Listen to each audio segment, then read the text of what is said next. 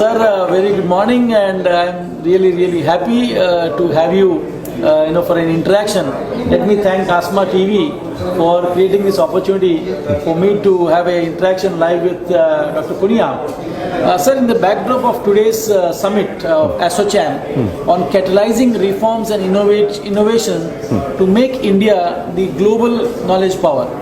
As sir, the tone was set in the inaugural session by you and Professor Pritam Singh ji and all other dignitaries, that India has always been known as the knowledge hub of the world in the distant past. But today we are struggling to see that are we making necessary impact in the global space, in the landscape as far as education is concerned. And it seems, going by the theme of the inaugural function, that most of the intellectual group of the country seem to know where do we want to go or where do we have to go.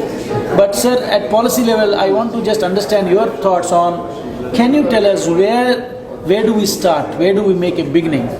Do we have timelines to that? Do we have a plan of action as to how effective we can make this whole initiative? Thank you very much. First of all, I'll congratulate ASSOCHAM and a team for creating this type of environment. And undoubtedly, we were dominating in the whole world as far as our knowledge, our technology part is concerned. We were dominating, and hope in time to come will dominate. There may be waves which are going down, going up. That may be one of the phases. There are two reasons, in fact, why this situation has come to this country. One, we were having a very strong family bonding system, where leadership, all sort of soft skills used to come through that family system. Best teacher in the family were our grandparents, in fact. And the learning curve of our children used to go up with the help of those grandparents. So one downfall in our country came due to the broken system of the family. We have removed those grandparents who were the real teachers, in fact. And even after that one, our school system, which we used to have, that was also a very strong platform, in fact, for learning and overall development. In past some years, I think our school education also has been weakened.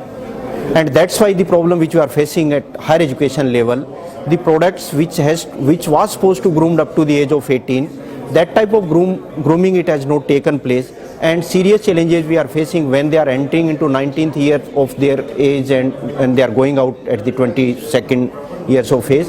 So those 4 years now, it is becoming very important, and even lot of enormous pressure is also being created on our young generation. So our target is, first of all, we should dominate in the world, and type of grooming, type of knowledge which we should impart them, or knowledge creation which it has to be taken in the universities, that type of environment it has to be made. The innovation part, the research part, the ideas which students are having, opportunity should be given to them. They should become more innovative in just the mugging type of education system which we had. That we would like to remove, in fact. So AICT has taken many initiatives, in fact. First of all, the curriculum which we are having and the contents which we are delivering to the students, the learning which is taking place, that learning should not be only for our Indian requirements. Our graduates should be able to compete anywhere in the world.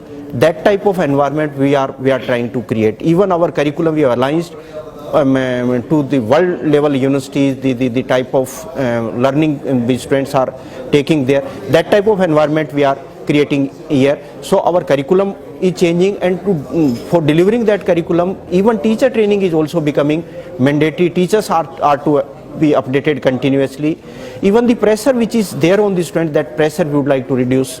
Number of credits we have reduced. More stress it is been given on innovation part, on skilling part. We are having now MHRD innovation cell in AICT, and in every institute we are making mandatory that every institute will have to have that innovation cell also. We are giving enormous funding to those innovation cells.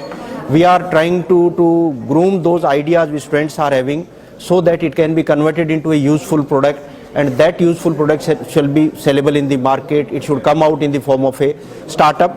Hope the initiatives which you have taken in the form of examination reforms or change in curriculum or internship which is becoming mandatory for the students, And the perspective plan which we are having, we won't be teaching now conventional subjects. We are concentrating on the emerging areas, which is the hope of the future, artificial intelligence or machine learning or 3D printing or robotics. On those areas we are concentrating. Even from next year, we'll be doing the expansion of technical education only in those areas where world's requirement of manpower is.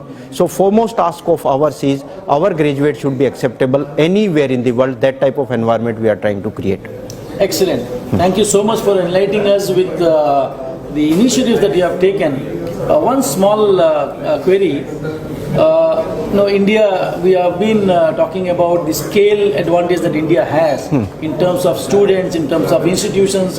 As you have mentioned in your presentation, and Honorable Minister has also highlighted, India is perhaps the third largest education system in the world in terms of institutions and number of enrollments and all. Now, scale being our greatest strength, how do you propose to harness this scale from policy perspective? Actually, scale is very large. First of all, it's very, very large. Third largest when we are saying we are having 900 universities, we are having 43,000 colleges, we are having around 3,500 polytechnics in the country, we are having 14,000 ITIs in the country. So foremost thing is harnessing that talent which we are having, the environment which we will have to provide to the students, and particularly learning part of the students which they are having, that will have to strengthen. Till our learning won't be strengthened, till our learning won't be connected with the application part of that one, till the minds of the students is having some innovative thinking in their processes, situation won't change. So the advantage of this large scale which we are having, advantage will be only when students will be getting exposure, students will be getting freedom, and students will be getting opportunity in terms of funding also. The financial support also it is needed. Some innovation, something is being done to this scale of the population which we are having. Huge base of money will have to have. And our target is the graduates should cross the borders of the country, bring dollars for this country, the financial situation of the country should be strengthened, and then in time to come, I think situation of the country will be very good, fine situation will be having in time to come. Excellent, sir. I think you have touched upon two important points which will possibly change or transform the education system. One is you have aptly highlighted on changing the environment or creating the environment of learning where learning can be connected with application. Thank you so much, sir. This is in fact one single reason, perhaps as an academician, I feel that when our guys go out in the world, they perform very well and they make us proud.